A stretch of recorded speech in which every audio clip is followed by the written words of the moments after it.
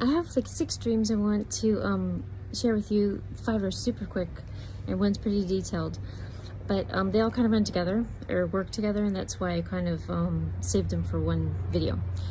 So on 10/25/21, I had a dream that kept happening over and over and over all night long, and I just kept waking up with it would go 125 days to tribulation starts, and then I'd fall back asleep and it would say 125 days until rapture, and then I'd fall asleep and it would say 125 days until tribulation starts, 125 days until rapture.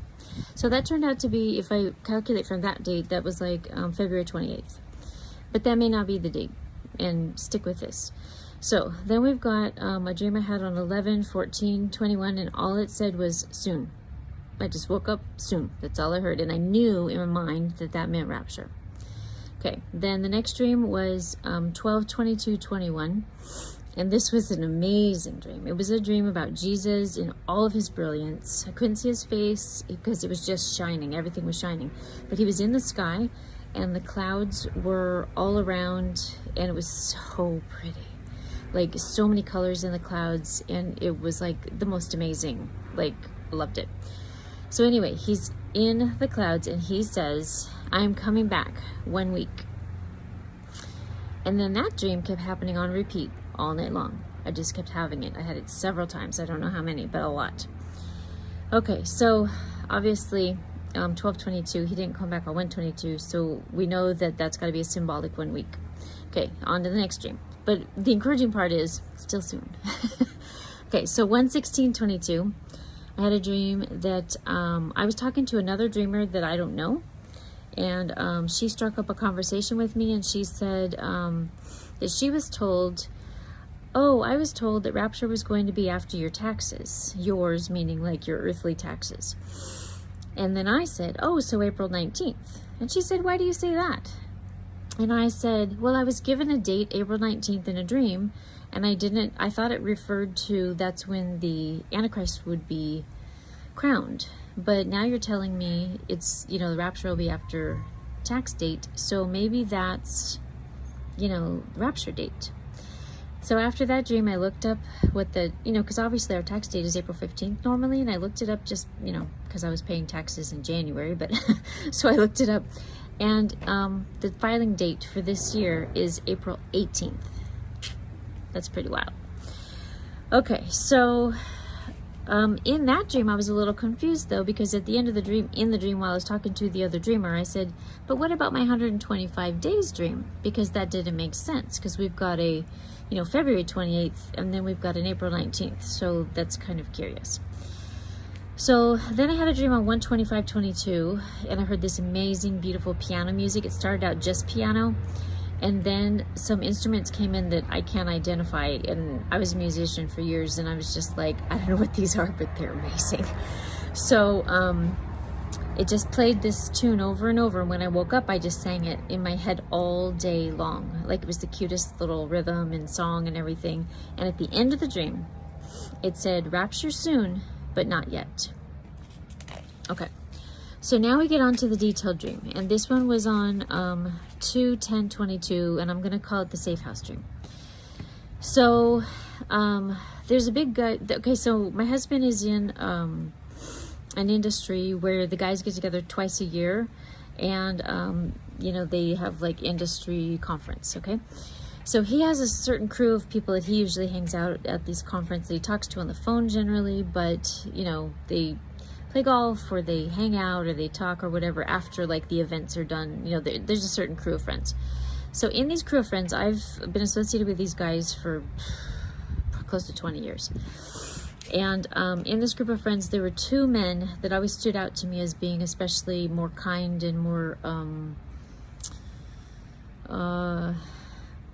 good-hearted, I guess, than most of the other guys in the industry. And then later we found out that one of them was a Christian. That man died about 5 years ago, and the other guy still comes to the events and everything. So in my dream, this guy comes to the door, and he was a blend of these 2 characters, the one who had already died, and then the other guy who was kind of the bigger guy, and he has a really good heart and everything. So in this dream, I knew that my husband had gone to the conference, which is quite literally It's always in October or March, okay? So this March one is coming up, and it's March 3rd through 6th. So my husband had gone to the conference, and then he came back, and it was about a week later, this man comes to our door, and he was like, oh yeah, I just saw your husband at the conference, and I wanted to come by and talk to you. And I was like, oh, okay. You know, because we're all friends. Like, I go to a lot of business dinners and stuff like that. So he's standing at the door, and he says, well, in the morning, we're all leaving. And, you know, he was saying it in this very commanding tone, like, you're coming with me, you know. And I was like, well, where are we all going? And he said, I can't say, but it's very important that we leave very early. Now, I knew in my heart, in the dream, okay, I knew that there was going to be a tsunami coming. And I said, oh, is this about the tsunami? I said, and when I said this, I could see his face was super surprised.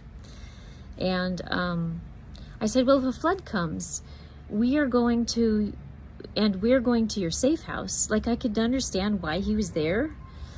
So I said, if a flood comes and we are going to your safe house, I'm taking my dog. And I could sense in my head what he was thinking, which was, oh no, your dog's gonna bark and it'll give away our safe place, okay? So in front of my eyes, he turned into more of a bodyguard. So his clothing changed, and he went into like this armor wear and like tactical gear, and he had a gun on his hip, and he had a bulletproof vest and all that kind of stuff, and his arms instantly became more ripped. And then he said, well, that's probably not the best. And I said, let's see. I said, listen, I get that you have some sort of idea that my dog is going to make some noise, but if you know a flood is coming, how could you rationalize letting my service dog sit here and try to dog paddle and then drown to death? Like, I can't even understand that you would allow this to occur. And I said, now, why don't you just tell me where we're going so I can better pack? Because I need to know if I need to bring my pillow, if, you know, what kind of clothes I need. I mean, are we going to be like in a tents? Are we going to be in a hotel? Are we going to be in a cabin? And in my mind, I was picturing this like nasty tent from like the 50s, and like a hotel that was like super posh, and like this cabin that was kind of dusty and disgusting. And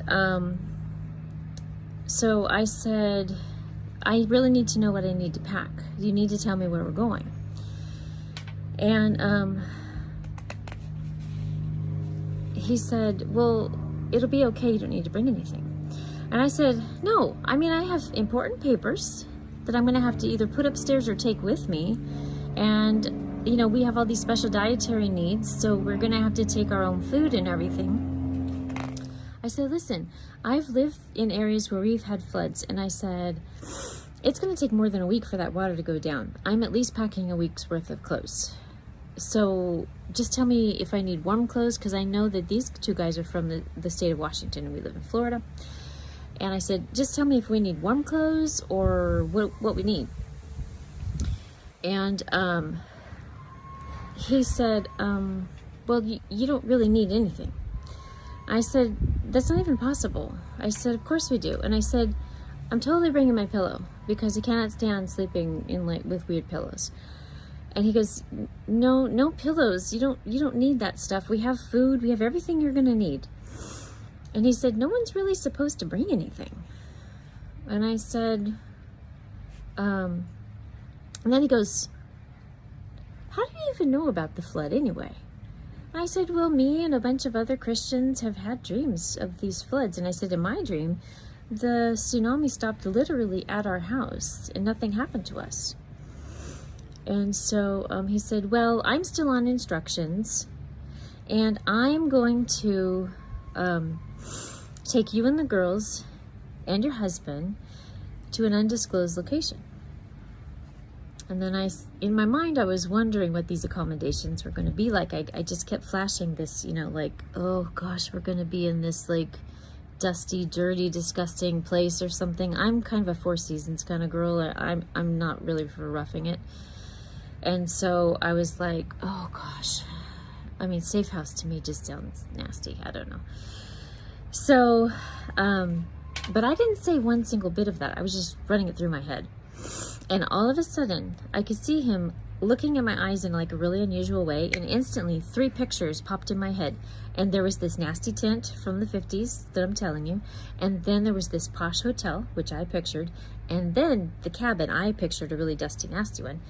And he put in my head this amazing cabin that was like really, really pretty. And I was like, and trees all around, you know, like it was really, really nice. And I said, oh, your safe house is a cabin? And he said, yes. So then, he said, I wouldn't worry about the cabin. He said, we really have everything you need. And he said, well, and yes, you can bring your dog. And then he said, but please only pack 1 small bag for each of you because, you know, I have to pick up other people too. And it's not all going to fit in, you know, the vehicle. And I said, no, I'm driving. I said, I just bought this car. I bought it cash. There's no way the insurance company, once it gets flooded, is going to give me enough money back to like buy another car. No way. I'm totally driving. And he's like, what? You're not driving? And he's like, everyone's going in my truck. And he puts his hand back to like look behind him. And I look behind him and he's got like the most maxed out, beautiful, like really subtle, but really, really pretty and really, really fine Suburban, like the nicest one you could think of. And I was like, oh, well, yeah, I still don't think that's going to work out for me. I can't just let my car sit here and flood. Like, that's not going to work out. I'm like, for real. So here I am, like, debating with this guy. I need to bring things. I need to do all this stuff. And, you know, there's all these little details I'm really concerned about. So he can see that I'm being really stubborn. And he says, super tenderly, remember, when he comes to the door the first time, he's, like, commanding voice, in charge of everything, like, super authoritative and super, like, commanding is the only word I can come up with. His super commanding voice. And then, all of a sudden, he could see that I was feeling very, like, ill-prepared over all of this. Like, no, you don't understand. We have health issues. We have, you know, we have all these things we have to be concerned with that no one else is concerned with. And so, super tenderly, in the most compassionate, kind, tender-hearted voice, he was like, well, I guess it'll be okay. You pack the things you need, and you put them in the back of your vehicle. Just make sure and pull that back thing over. You know, there's those, like, I don't know, cover things for, like, SUV type, you know, so no one can see what's in the trunk. And he goes, make sure you can pull it over, and then when we get to the gate of the compound, I will tell them you're with me. But there's very limited parking. No one's supposed to be bringing their cars. But I'm going to make an exception for you because I understand that your needs are different than most everyone else's. And I'm going to just explain to them. And there's very limited parking, but I think it'll be okay if we just let you do this. And I was like, okay. So then instantly in my mind, because I was thinking, what kind of cabin has a gate? You know, like cabins are kind of out in the country or they're up in the mountains and they might have curvy roads, but typically not really gate, you know, friendly. And instantly in my mind, he projected this like gate in my mind. And it was amazing. It was like, you know, those black chalkboards, once you have chalk rubbed on them and they're like that beautiful gray. It was like that color gray. And on the top of it was all this metal work, and it had like amazing scroll work in it and everything. And then I saw that it could like move back and forth. And it, as it opened, there was a little guy at the guard gate, and he looked extremely serious and extremely strong. But you could sense this like love and compassion out of him that was like super deep and super like really neat connection. And then all around the entire compound was this huge brick wall, and then like plants covering it, and it was like really, really pretty. So anyway, so then instantly I could see inside the compound, and there was like really neat walking paths and grass areas and lush trees and like super shady, super relaxing. Like it would make a Four Seasons to shame. Like it was so, so pretty. like better than a museum or an arboretum or anything. Like it was really, really nice. And then there was like a pool and everything. And then instantly I was like floating inside of the cabin, and I could see. And so I'm like kind of floating around the place, and like the beds were super comfy. Like you could just tell by looking at them. And they had crisp white sheets, and they had like multiple pillows to choose from like super flat to super fluffy. And like all these little concerns that were in my mind were like instantly just vanished.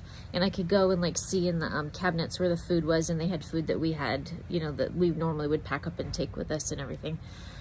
And so this place was like sparkling clean. The colors were like undescribably vibrant and crisp, kind of like, remember in the old days when we went from like VHS, and then if you compare that now with like a 4K Blu-ray image, it's just so much more crisp and so much better, kind of like that. Like in this process I was starting to think, wait, I don't think this is on Earth. And so anyway, so then I said out loud to him, because I had just seen all of this, and I said out loud to him, oh, that cabin's really nice. And then I felt like super relaxed about going. And then I could sense that he was really kind and really tender. And he said, with a very heavy heart that I could feel his heart. And then he said, and I started realizing, wait, this is heaven. He's taken me to his personal cabin in heaven to rescue us, you know, from what is coming to this earth. And then he looked down and he said with a super heavy heart, trouble is coming. And instantly I knew that that trouble was not the flood that I had been imagining and seeing in my mind.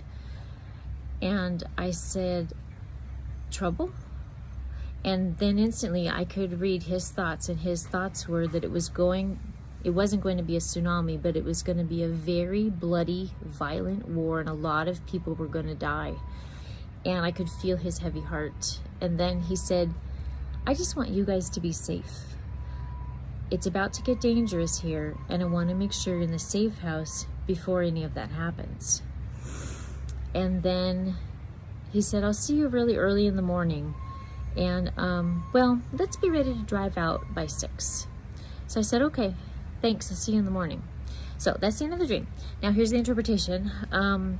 First of all, the two guys that were blended together, I took their names and tried to figure out what they mean, because I thought it was so unusual that these two guys were together. And one being from heaven, because he was a Christian and he's, you know, already died. And so, I feel like this is this man's actual personal amazing cabin, actually. But anyway, so the one man's name means handsome near the chapel, and his last name means fish seller, from God and the King.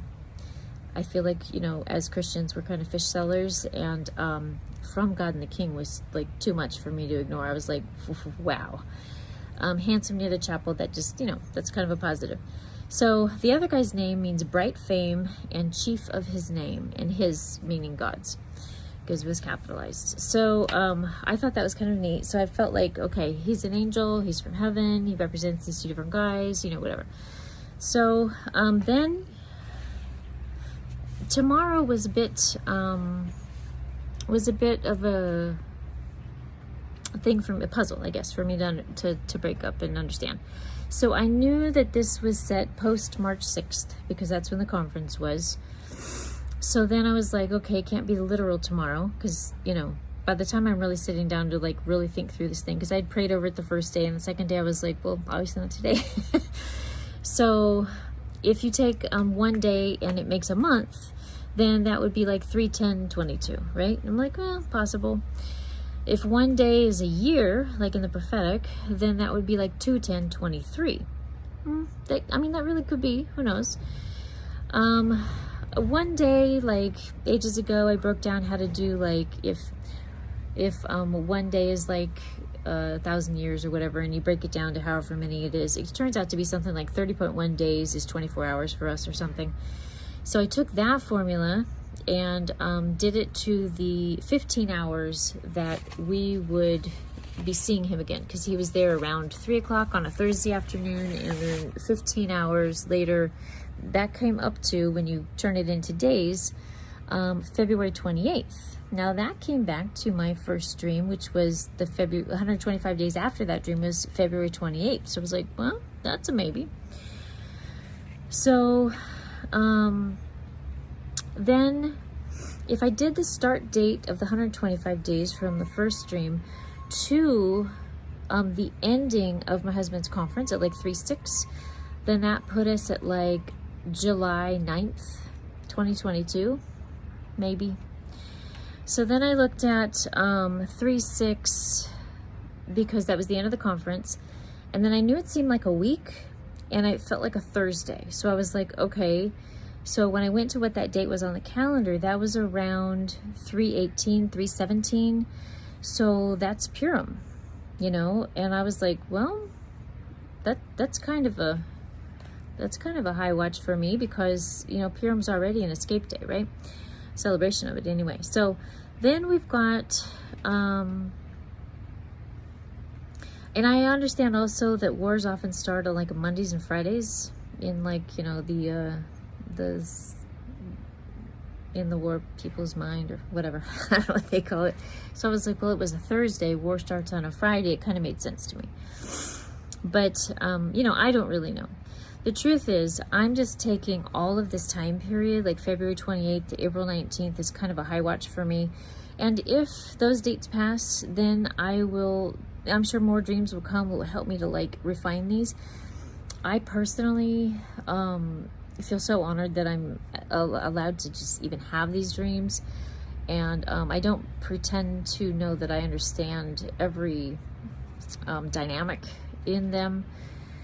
And as the dates are kind of crisscrossing, I just feel like the Lord doesn't really want to give any of us the date. I think he's trying to say, get ready, it's coming. And I think that is the point. Now, what's the takeaway here? The Lord will rescue and protect his own. Now, he will either save us from it, or he will save us through it. But either way, God's got our back. And you got to have faith in that. Romans 8:31 says, what then shall we say to these things? If God is for us, who can be against us? I mean, that's really the truth. If God is for us, God of the universe, the God who created everything, the God who gave his son to be justification for our sins, if he's on our side, we can't lose. Even if we lose this stupid tent we live in, it doesn't matter. We are going to a better place. And I just want you to have hope and joy, and keep your faith strong in the Lord. Get your mind in your Bible. Don't get your mind in the news events and all of the deception that's going on around us. Don't worry about what's going on here. Keep your mind straight. Pray, read your Bible, stay dialed in to Jesus, because that's where it's at. And that's the communication we're going to need to get through these next several weeks, years, whatever it's going to be for us. So I just want you to hang in there. And love you, fam. Hope you have a great day, and I'll see you soon in the sky, hopefully.